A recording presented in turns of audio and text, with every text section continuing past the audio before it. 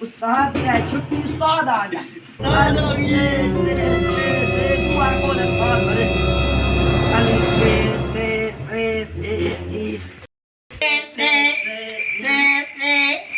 अस्सलाम वालेकुम उस्ताद जी क्या हाल है ठीक छुट्टियां रही अरे काम लेके आयो कल रात नींद आ गई टाइम चलो टमाटवाड़ी कड़े ना हाथ दिलवाओ Shauka yes sir गुलामा yes sir तमु वाला क्यों नहीं आया ओ दी मलवेर आ गया दिया चलो का अल्लाह ने वे कैसा काम लाया ठीक है उस्ताद जी ए काम तेरा प्योर लिखना है और आओ ना हाथ करे ना सादे को रात नींद आ गई चले ठकान ना माता ये गया तू आ गुलाम में आ मैं काम लिखियो ना उस्ताद जी ऐसे वाह वाह वाह ए दवर का तू रे वे अन्नु वे चप्पल एक कर हर रोज काम ले सेम दाते वाह गुलामा वाह तू तो हर रोज काम ले करावरा शाबाश ला ले तू आ उस्ताद जी उन बाबा अब चाह दमी लेक केम सा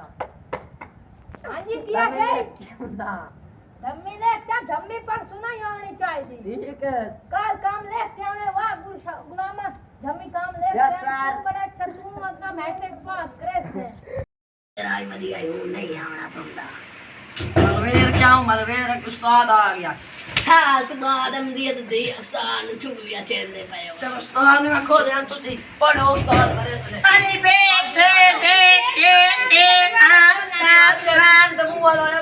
अस्सलाम वालेकुम उस्ताद जी वालेकुम वे केडा अच्छा खटू छोड़या नहीं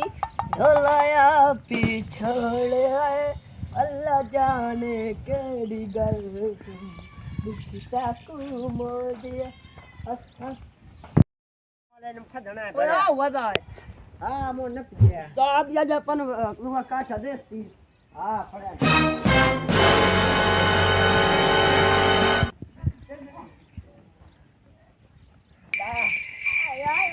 कराम को लाया देख उस्ताद उस्ताद ऐसा लाया बना ऐसा लाया तो जीना प्यार करे अंदा तू सबा जो मान न मोकले ना छोटी में सोच देवे छोटे तो आजाद भाई ने यार चंगी जे सर्विस करो ना एनो क्यों ने तमीज कान्ना अपना ए खेत ने उन काट के बाग क्या क्या कैसे सोन काट के बाग जाने ना दुनिया तक चौक काट बैठे करो तो आना तो पहले मेरे मुंह से अमरूद खरे चलो पेपर पिटांग अलिफ अनार सब कान्ना पे खा ले अलिफ अनार पे पिटांग ते तोता साजी जब मेरा नहीं छुट्टी तेरा मुंह जबान का है नहीं अलिफ अनार बकरी बीमार पटिया वाली छुराते मार ऐसे आना ऐसे कल कौन आया यार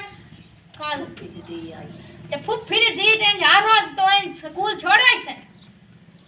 एक पण नहीं तो ये सीधा या माफिया लाते आते जवाब दे या सम्मेलन भया तो तेरे घर के नहीं पढ़ सकते तू सही निकला तू सही